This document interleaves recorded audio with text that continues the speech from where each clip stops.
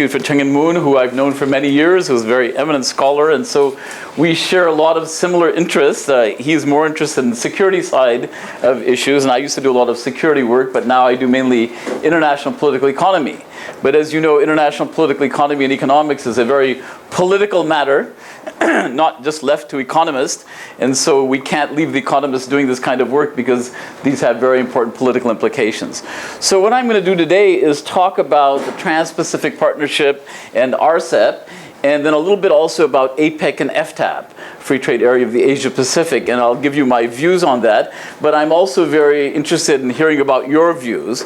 And I should start with a disclaimer. I do not have any privileged information from either the US government or any other government about the conduct of the negotiations.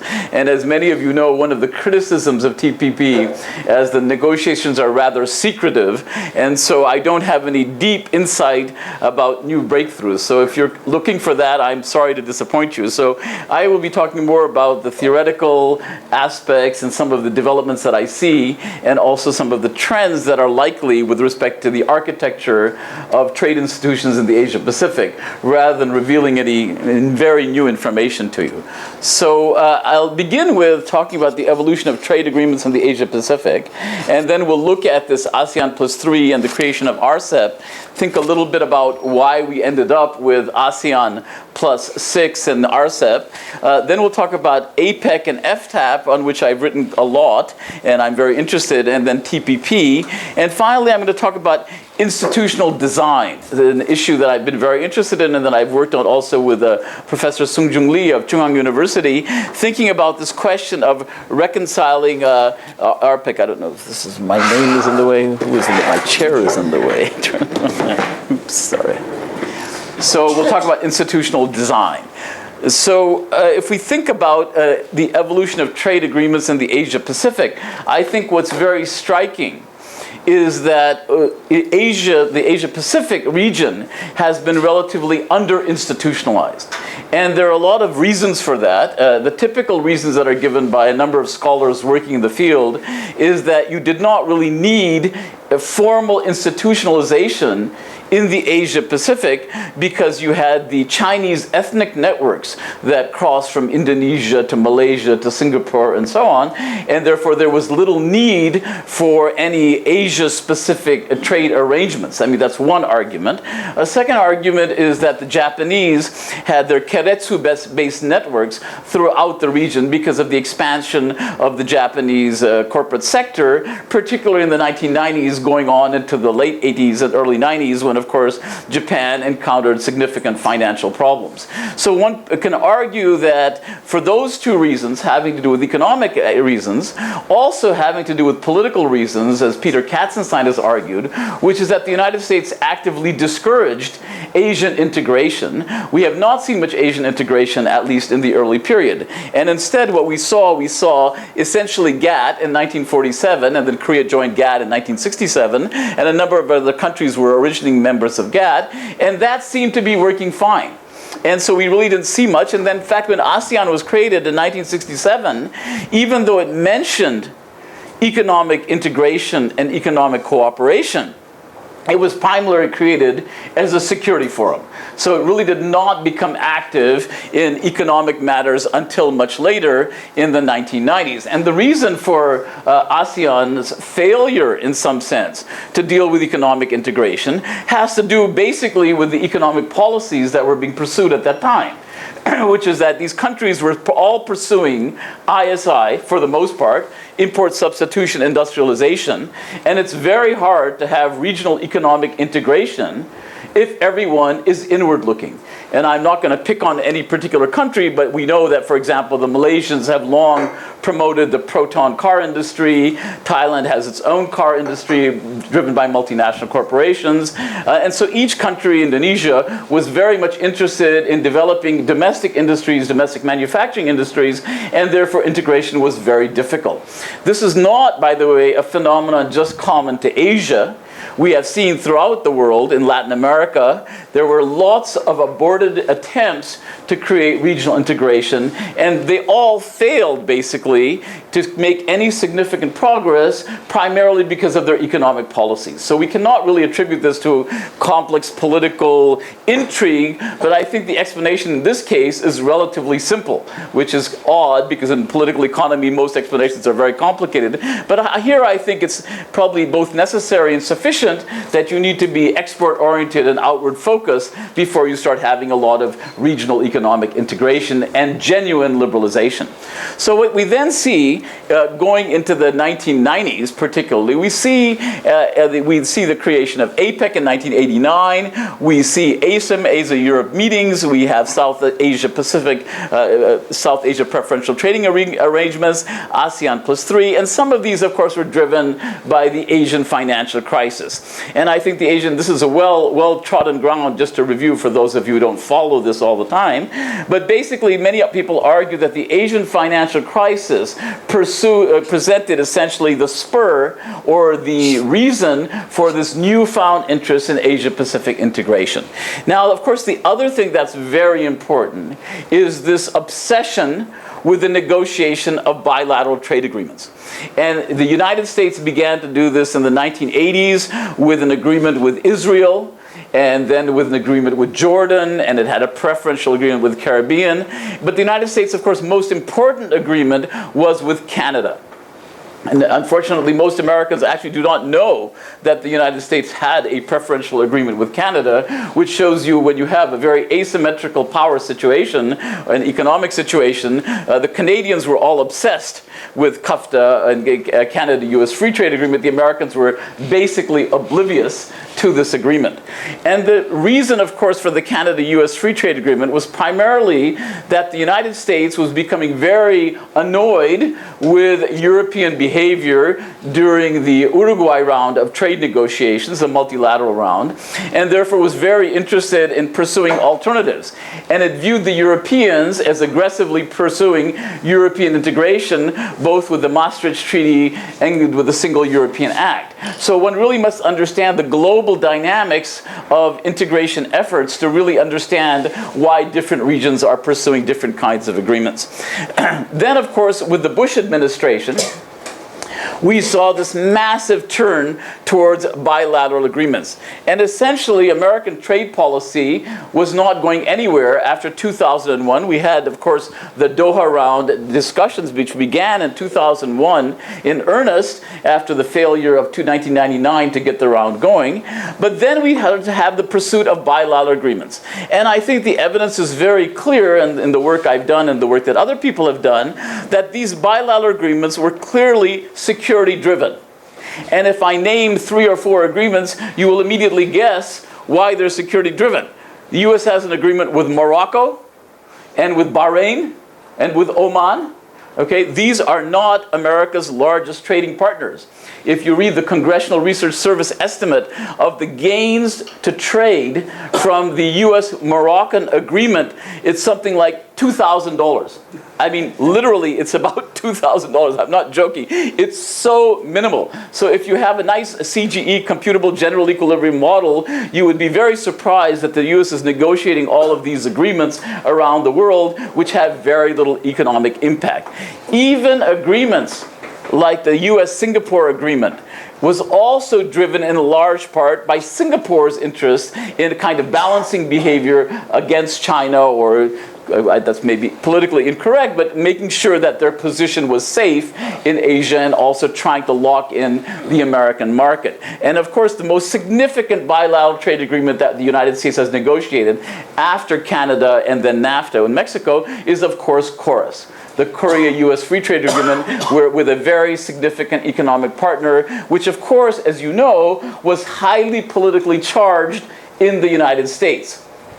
So the notion that simply moving to bilateral agreements would not create trade conflict, domestic conflict, is of course misleading. So some of the same issues that we have seen that have beset the WTO are the same issues that the United States faces in trying to negotiate bilateral trade agreements, except with very small countries which have very insignificant challenge to American domestic industries.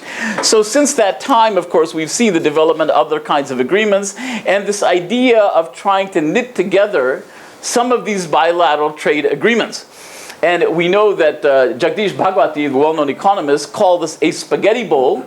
And we know that, of course, since spaghetti was borrowed from Asia, in Asia we call this a noodle bowl. But still, if you look at some of the analogies that people use, one of the EU trade negotiators said, we're trying to make lasagna. Okay, which means you take all the spaghetti and make lasagna. My Asian colleagues do not think that baking noodles together and squishing them together makes for a very tasty dish.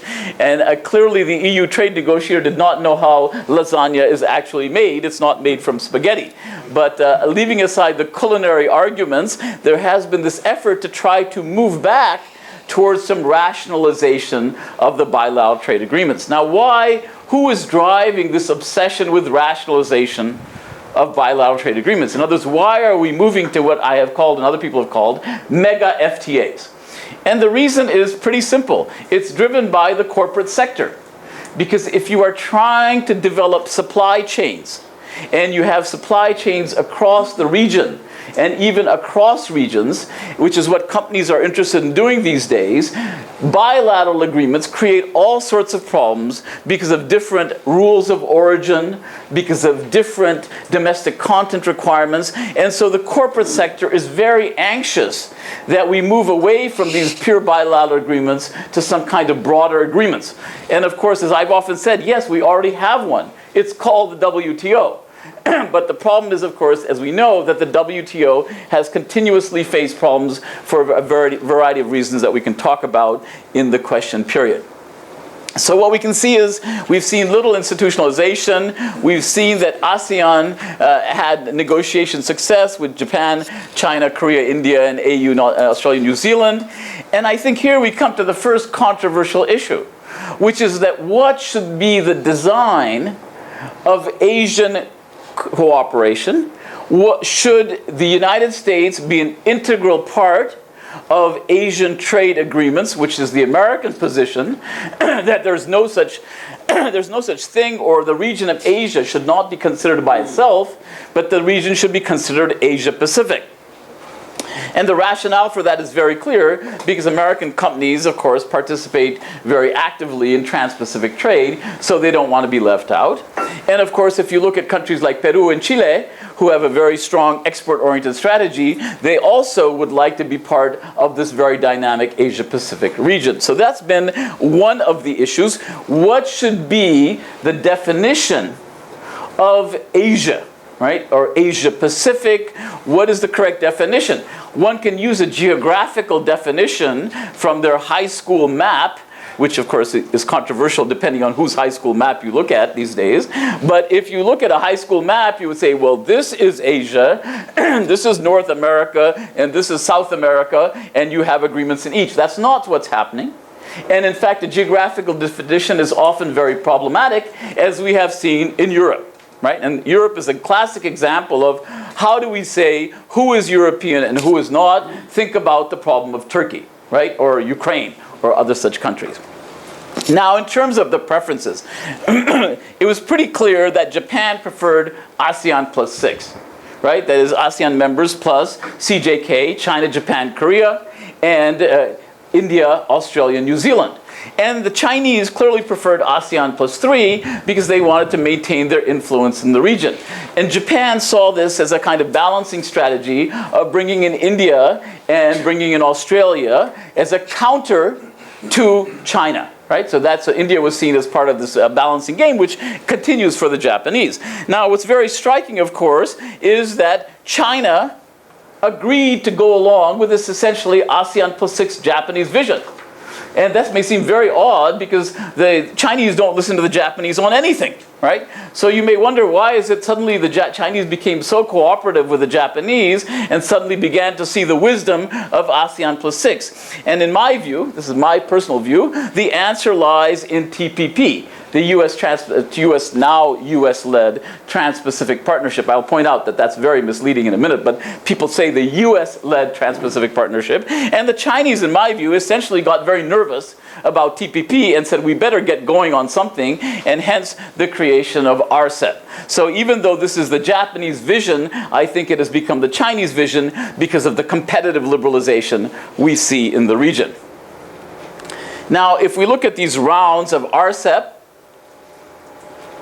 I think I won't go into too much detail on these, but you can see that there has been consistent progress in RCEP. A lot of this, as you can see, is kind of brush clearing, agenda setting, figuring out what issues will be covered, what modalities will be used. So we've had several rounds of RCEP that's been going on. Sorry. And then we've had the latest round just very recently in Singapore, where there was actually not very much progress on some of these issues and some progress on trade and goods. And the next round of negotiations will be in India. So you do see this consistent movement. This argument that everything will be resolved by 2015 is potentially over-ambitious. On the other hand, it is well known, and I don't know if other countries will go along with the Chinese view, sign first, negotiate later, right? So the Chinese are quite happy to just sign an agreement, say we have an agreement, and then spend the next 10 years working out what's going on. So if you look at China-ASEAN agreement, it was signed a very long time ago, but it actually took effect much more recently. So that you actually might get an agreement in 2015, although I personally doubt that. So what are some members' views of RCEP? If we think about what some of the concerns are, of course, Australia, as usual, has become very interested in the meat and dairy and those kinds of issues. Automotive component industries are important. The Indians, of course, even though they're liberalizing under Narendra Modi, they may liberalize further. People think that India will suddenly become extremely liberal under Narendra Modi. This is a misunderstanding of Narendra Modi's coalition. Okay, Narendra Modi's coalition is actually, thank you, the merchant class, people like me, and those people have small shops, those people have small industries, and they're not very anxious to essentially compete with the Chinese. And we know, I mean, my own cousin in India, he is in the textile and apparel business, and I said, how are you doing against the Chinese? He says, I'm doing great.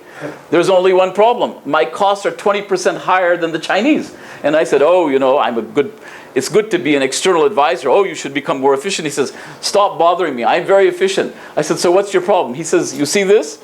Well, I said, what's that? Electrical generator. He says, do you see that? That's a water supply. He says, I have to provide my own infrastructure, and every factory in Noida has its own electricity generator and its own water. So in fact, the problem that India has had is that its infrastructure is extremely poor compared to China. So entrepreneurial or cost for enterprises is very high. Even if they're efficient and they have good labor, they still have to pay for infrastructure, which doesn't really make much sense, and that's the problem.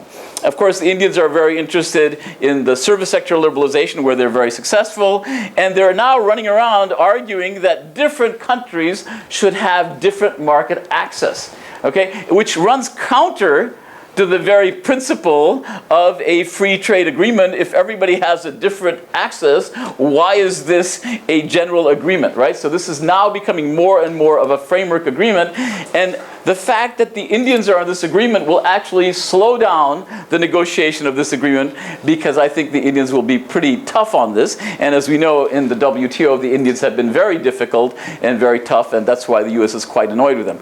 I just mentioned Laos because I think what's interesting is that countries like Laos, or CMLV countries, or countries which are rather poor, Cambodia, Malaysia, Laos, and maybe to some extent Vietnam, are very interested in S&D, special and differential treatment. And S&D has a long history going back to the preferential agreements in the 1960s and UNCTAD. But of course, as you know, under the WTO, special and differential agreement is very common. And the US doesn't really like special and differential treatment, because its history with special and differential treatment is that once a country gets special preferences and differential treatment, and here I have to pick on the Koreans, no matter how rich they become, they're still a developing country because it's nice to have preferences, right? So that's kind of a built-in view of preferences.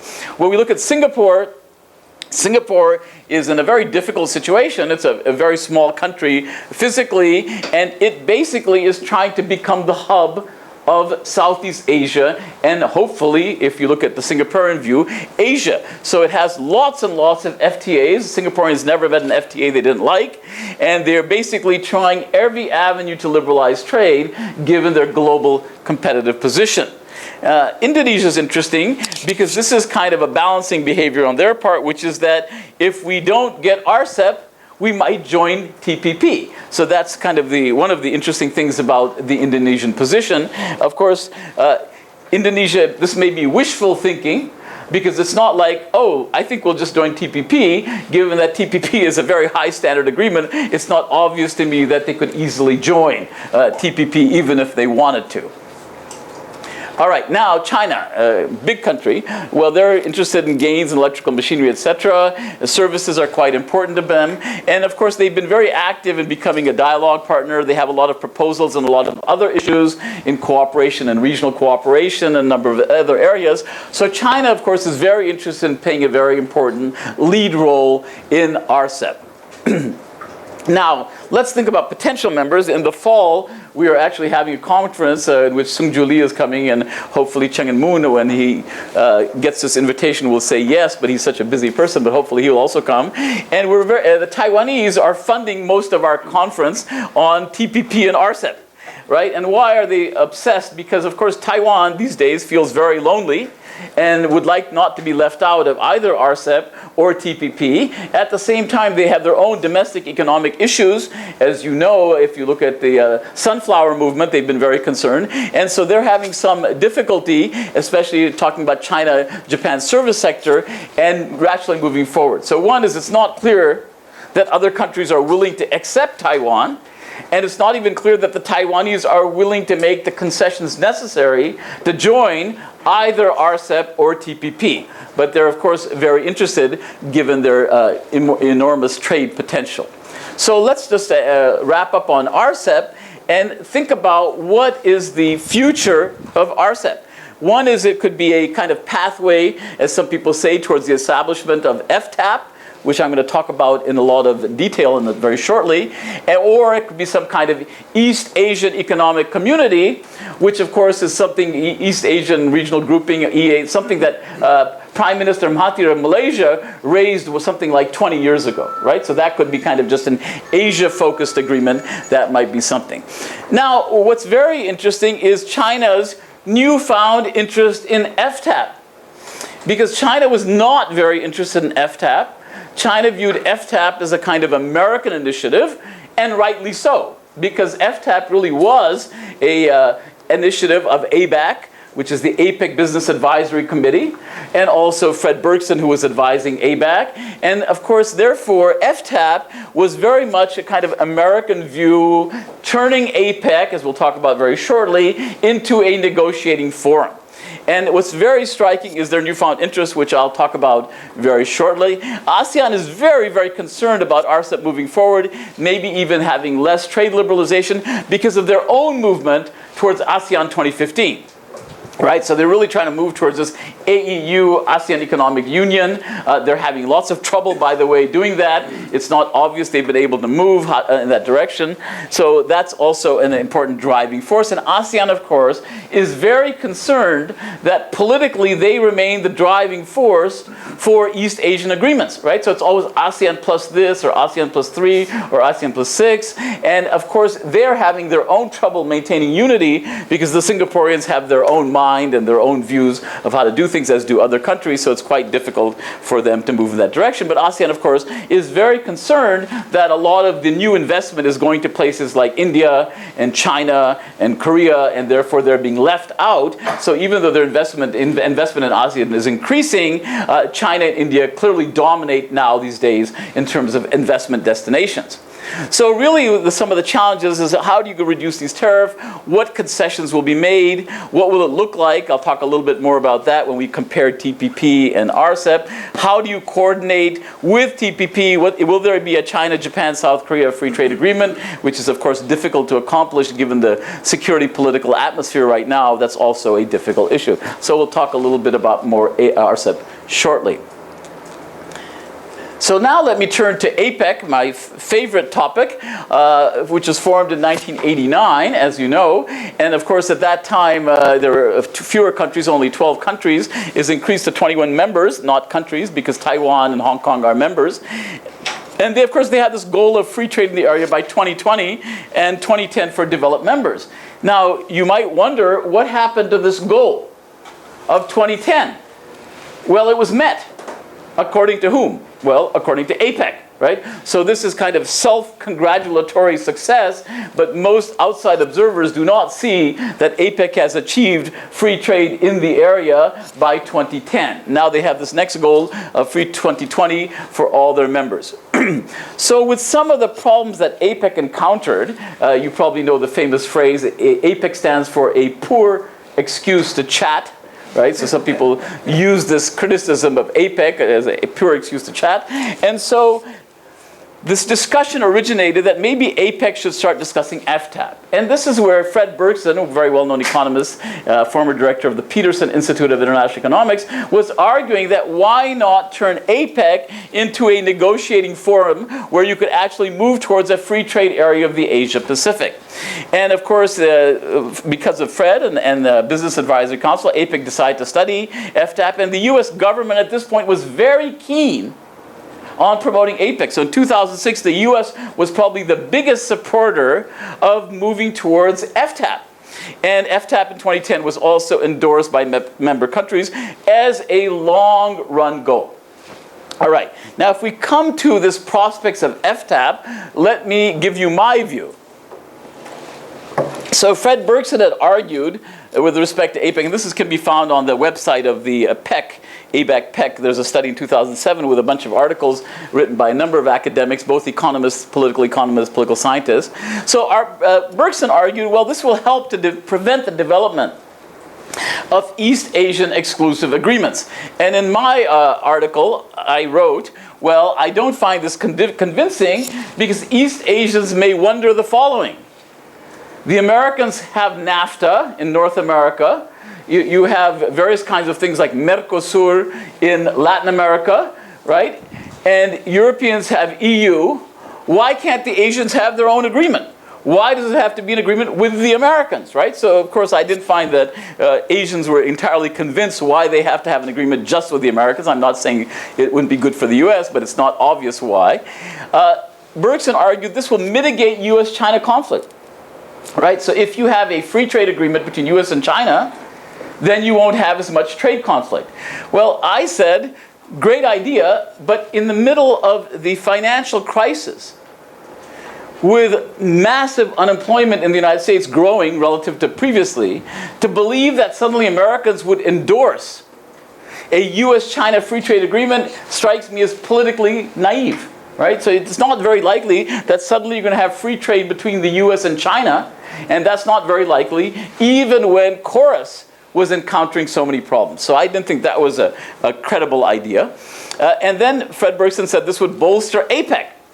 Now, as Chungin mentioned, I direct the APEC Study Center at Berkeley, and I'm the chairman of the consortium on APEC Study Centers in the United States. So obviously, I like APEC, but the problem is, APEC is institutionally weak.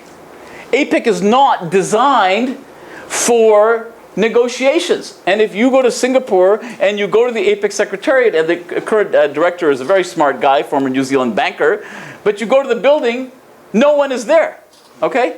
I mean, the place is empty. I've been there several times and I said, where is everybody, you know? Are they out to lunch? No, they're out to lunch all day because there's not that much to do, right? And so they have a few working groups and so on, and I mean, I think it could potentially be important, but and personally, I hope it becomes important. But at least at this point, APEC was very institutionally weak, and it was not credible that you could have trade negotiations. So I'm not against the concept of FTAP. I'm against the idea that it's a practical thing to do at this point. And so that's why I was very critical of FTAP. And then he also said this would help Doha. In my view, this would undermine the Doha round because there's so much diversion of energy to negotiating these other agreements. And if you look at President Bush, W. Bush, he spent all his time trying to negotiate an agreement, free trade area of the Americas, which really undermined the ability of the U.S. to focus on the Doha round of the WTO. So I think there really is a kind of attention diversion, if you'd like to call it that, when you have all these agreements going on at the same time. Okay, now, suddenly China is obsessed with FTAP.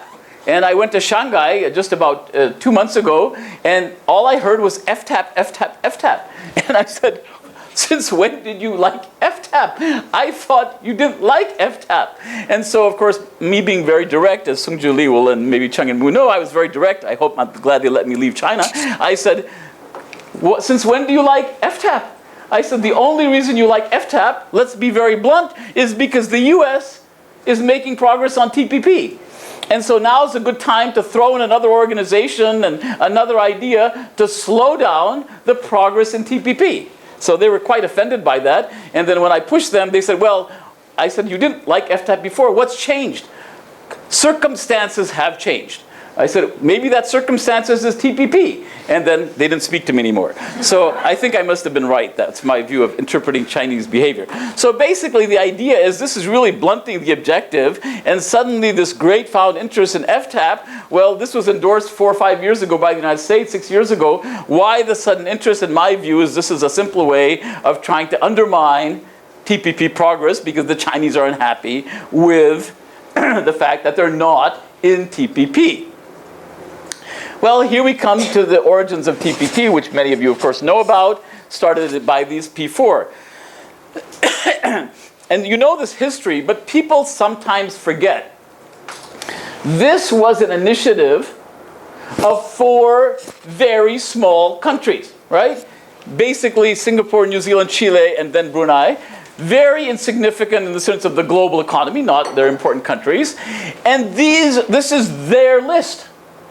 Don't people forget, this is their list. So when the Americans say American initiative, I mean, the Americans are very good at borrowing things, right? The Americans borrowed the Miyazawa plan and called it the Brady plan to resolve the debt crisis in 1989. Well, this is a Singapore idea, New Zealand, Chile, etc., to have real behind-the-border trade measure removal. We all know, if you follow trade is no longer about tariffs and quotas, notwithstanding the agricultural sector in Korea and in the United States and the EU, where agriculture still remains protected.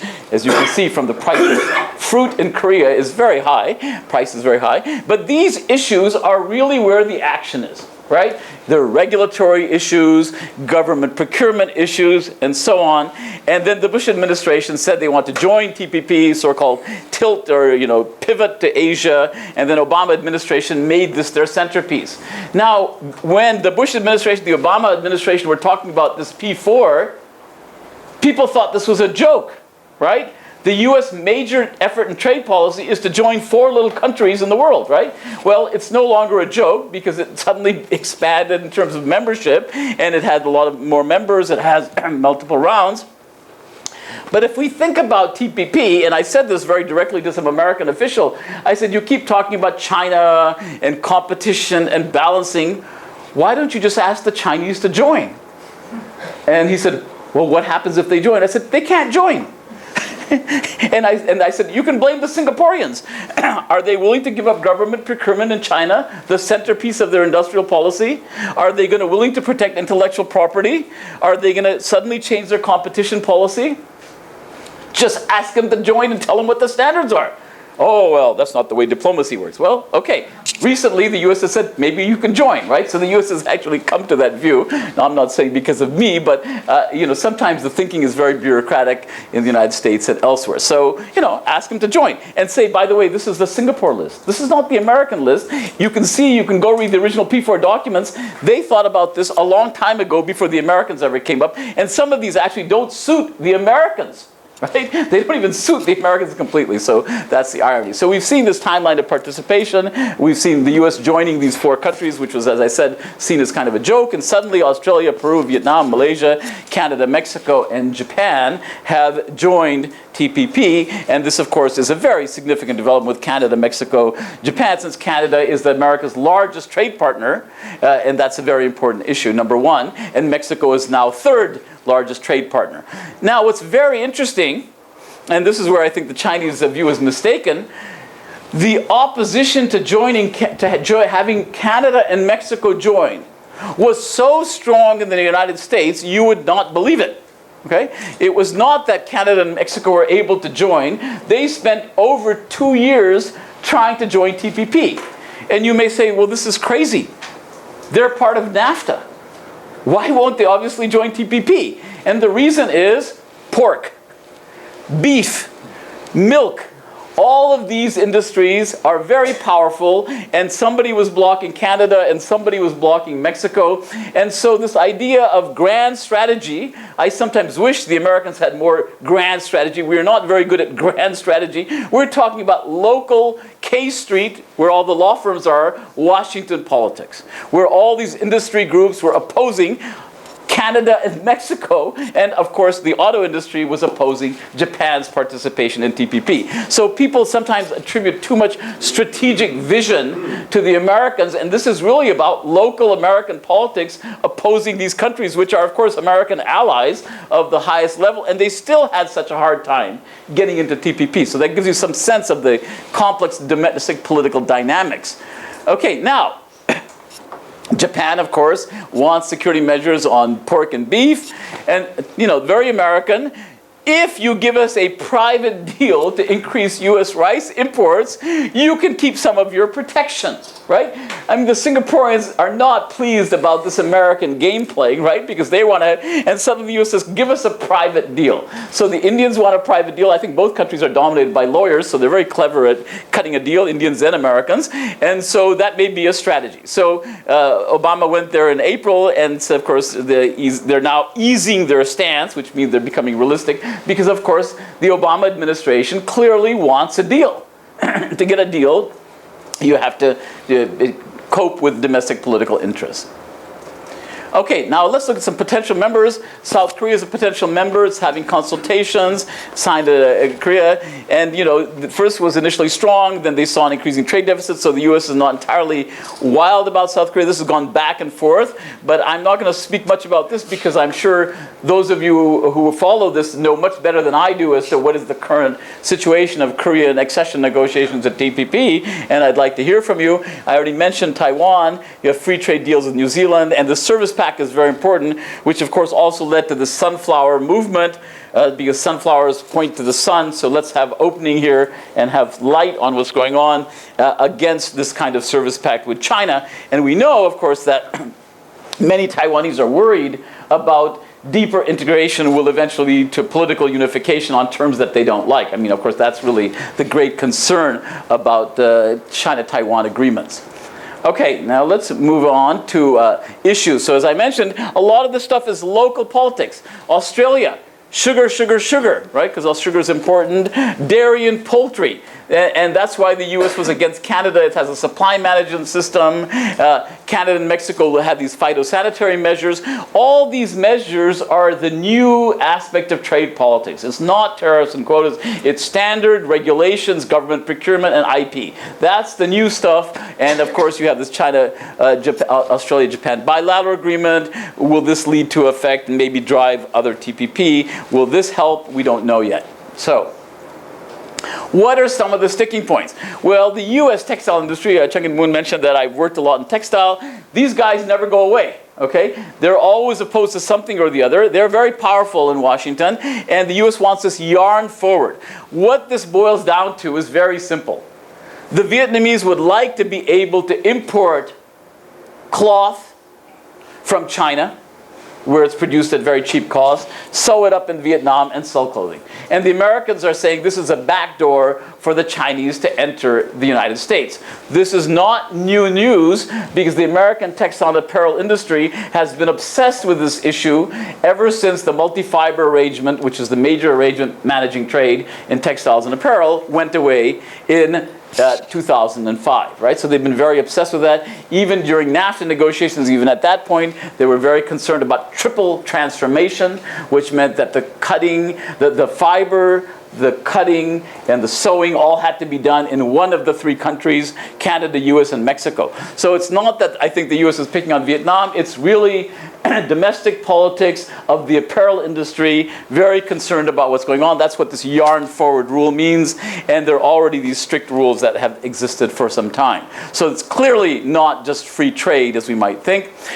The other very important issue is state-owned enterprises, right? So all of these countries, whether it's Singapore, Malaysia, Chile, Malaysia has lots and lots of GLCs, government-linked companies. Singapore has lots of government-linked companies, Vietnam, of course, also. And if you start disciplining SOEs, that's a very important issue. And if you look at this OECD, I just went to one of their conferences, they've been doing a lot of work on SOEs, right? So they finally begun to realize in the OECD that there may be some not very level playing field issues that arise when you have SOEs. That may not be surprising to anyone. It was a big surprise to the OECD when they talked about this as new news. I said, wow, really? You just realized that SOEs may create a not level playing field? That's great that you finally recognize that, but that's good, better late than never. So they're doing a lot of work on how SOEs may tilt the playing field. All right, so let me move towards wrapping up the TPP. Basically, in my view, you have this voluntary membership, but then, of course, the problem is you have exclusion of non-members. This may bolster trade, but on the other hand, not everybody is included, and this may undermine APEC's role. This may lead to an Asia-Pacific FTA, but China, Korea have not joined in yet. We have support, but we still have a lot of domestic political interest in the United States. So, you know, there are pros and cons, core agreement, but how do you reconcile with existing FTAs like the agreement that the United States has with Australia? So these problems persist in the negotiations of TPP. The TPP deadline has come and gone more than once. And given the elections in the United States, it's very unlikely that there will be a TPP agreement before the election. I don't think that's very politically feasible right now. So now let me turn to the more theoretical part of the analysis, and then I'll wrap up. So if you think about this problem, this is work I've done with Sung-Ju Lee. If we think about institutional characteristics, right? What is it? You can think about a country perspective. So Korea has to think about how many accords does it want? And it has to think about what's the regional sequencing. Should you negotiate first with Chile, as Korea did? And of course, Korea negotiated with Chile because they're in different hemispheres.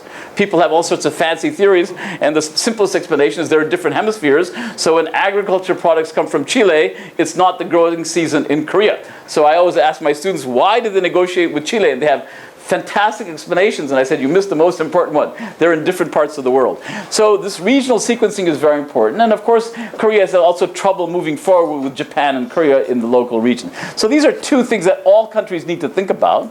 And in terms of the design of institutions, what should be the scope of the institution, right? So what should be the scope in terms of the breadth, you know, what's going to be involved, in terms of what issues, in terms of how big the partners are. So, you know, what actors, what's the actor scope, how many actors are going to be involved, what's the geography, right? What regions of the world, what's the nature, is it liberal or is it protectionist? What should be the institutional strength? If you take these 6 elements and you try to put them on a chart, it gets very messy. So I've used a spider graph approach, which makes things much simpler, and you can simply look at the nature of the spider graph. So if you look at RCEP, you can see it has a relatively low level of institutionalization proposed, as most Asian agreements are, with the exception of ASEAN. It's very broad, but it's not very liberal. Okay, so that's 3 dimensions on which these things are actually less important in terms of size of partners and whether it's bilateral, minilateral, multi, it's obviously minilateral plus. So issue scope. Now we look immediately at the next one, we can see that TPP looks quite different. The US is pushing for a high level of institutionalization, very, very liberal, and very, very broad. right? So you have these two different perspectives between what TPP will look like and RCEP will look like. And you get a sense when you move away from the origin towards more liberalism or towards more institutionalism of where you're going to go. So you can see, low-high got cut off here, but you can see that there's quite a different institutional design of these agreements.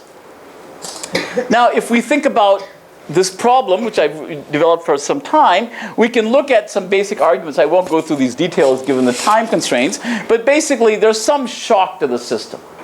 In this case, TPP was the failure of APEC to move forward, the problems in the WTO, that can be seen as a shock. And so, should you use the existing institution? Well, the WTO wasn't going anywhere.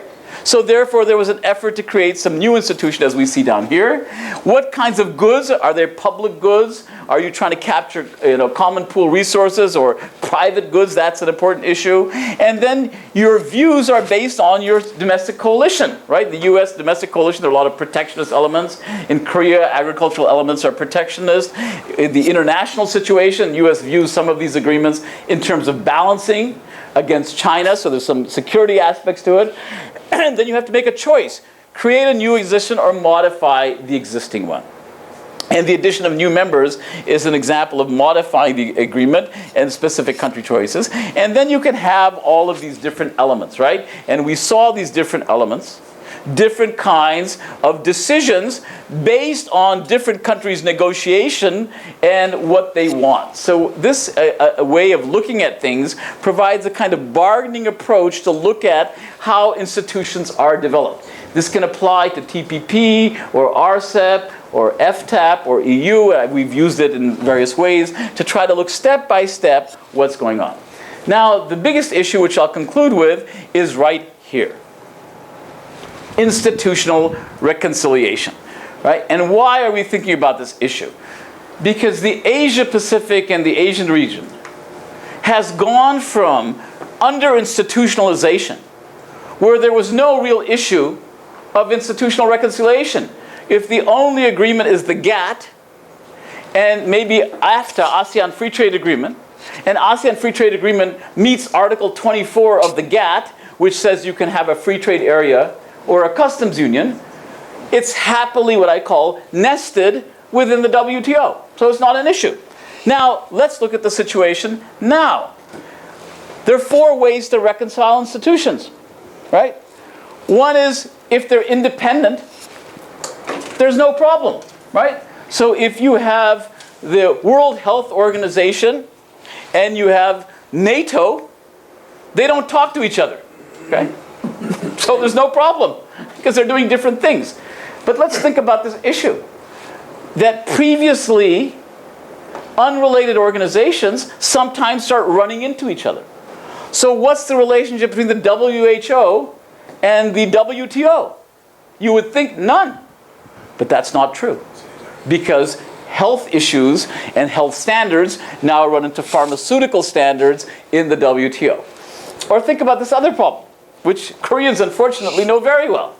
IMF and the World Bank. In 1944, when they were created, IMF was in charge of short-term balance of payment lending. World Bank was in charge of long-term structural adjustment lending. But in 1997, in the middle of the financial crisis, the Americans, unfortunately, told the Koreans, you should do this with your chaebol, you should allow American investment, and you should do all of these things. And the Koreans rightly said, what does this have to do with short-term balance of payments lending, which is the role of the IMF? You're beginning to sound like either, I don't know, World Bank or some other organization which tries to tell us what to do.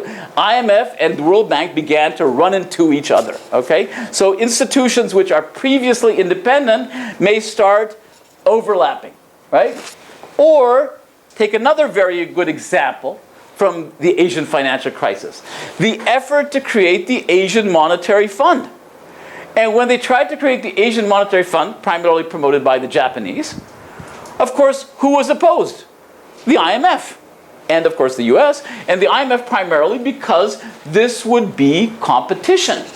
Institutions don't like competition, right? When the BIS was around and the IMF was formed, the IMF tried to kill the Bank for International Settlements, right? So nobody likes institutional competition. So the IMF's view of the AMF was, sure, you can create a separate fund as long as we run it.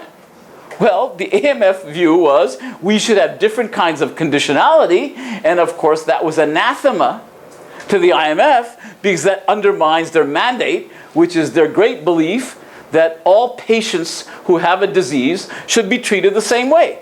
And I once said to an IMF official, he says, we're just like doctors. I said, well, you clearly don't know anything about medicine.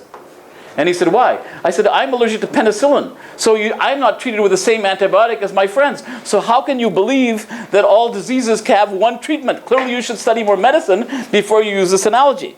And that was the end of that interview, but that's fine. All right, so we have independent institutions.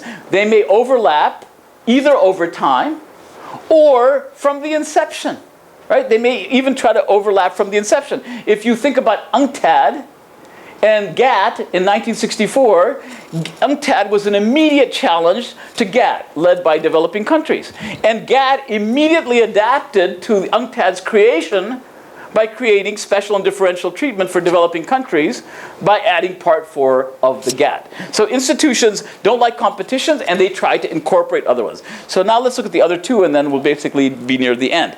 Horizontal institutions mean what? Division of labor, right?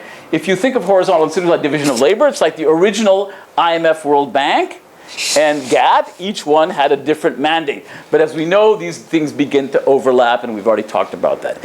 And the other way is a nested approach, right? Some kind of hierarchical system where, okay, you have the WTO, and under that you can have NAFTA.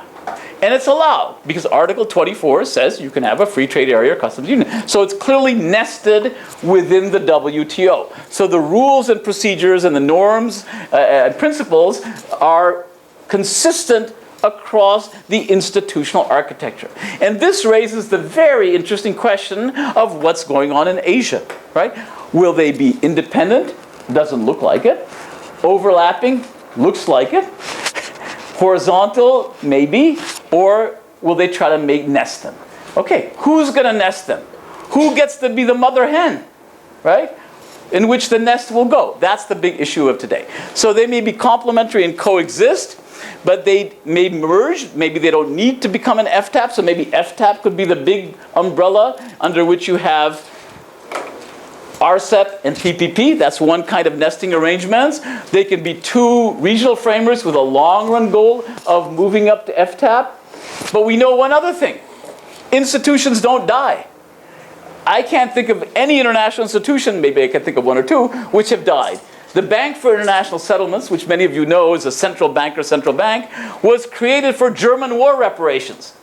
Now, I agree the Germans are still paying reparations to the Greeks, but that's a different kind of game. It's not because of the war. So the idea of having these institutions disappear, they just don't disappear. So even if FTAP comes into being, I predict that you would still have RCEP and TPP continuing because no one will want to let it go.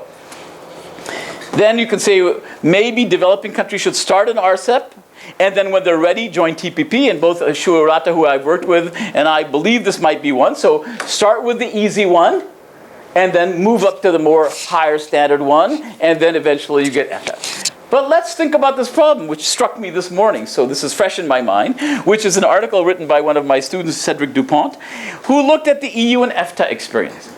So if you look at EU and EFTA, as you know, the British created EFTA, primarily because they were unhappy with the fact that the French opposed them in the EU. Maybe they should have stayed in EFTA. If you look at the French, and the British may still leave the EU at this point. But what was the idea? And here we think of an interesting thing. If you look at countries like Sweden and Finland, and other countries, or Sweden and Finland, Denmark, etc., the idea was you first join EFTA as a training ground, and this is not just Sweden, but applied to East Europeans. So the EU had this brilliant idea. Let all East European countries after 1989, 1990 first join EFTA. And then they can join EU when they're ready, and both of these would be nested under EEA. How many of you know EEA? Have you heard of EEA? You only see EEA in one place, which is in the London airport. I've never seen the word EEA anywhere. EEA stands for European Economic Area, which was supposed to be the mother like FTAP, under which you have EU and EFTA. Well, EEA, EU, and EFTA is now here. EFTA has important members like Switzerland and Liechtenstein and Norway. It's not a serious organization in terms of trade. So you, in fact, have had a rapid decline. So what does this suggest? It suggests some incompatibility when you try to create these institutions, and particularly in the current atmosphere, where people see this as a China-led RCEP and an American-led TPP, the chances of institutional reconciliation, which I'm very fond of because I think it's not good to have all these competing institutions, may be less likely than we think. And let's not forget, I just want to show you this for a moment. Of course, you have RCEP and TPP. Don't forget TTIP. Okay? And we also are running a conference on TTIP. We're running a conference on RCEP, TPP, and TTIP. And TTIP is particularly important because, and this is what really the Chinese should be worrying about, because if the Americans and the Europeans set all the regulatory and IP standards in the world, guess what? That's going to be the dominant standard that people will adhere to. So all the obsession in the Asia-Pacific, TPP, RCEP, people often forget that the name of the big game here is actually TTIP, of which, by the way, the Koreans are not invited to, or the Canadians, I should point out, or the Mexicans. It's really EU, US, right? And I'm actually working on a paper right now, which I'm supposed to turn in 2 days, which I haven't finished, which is on third-party accession to TTIP, which is how are countries going to get into TTIP.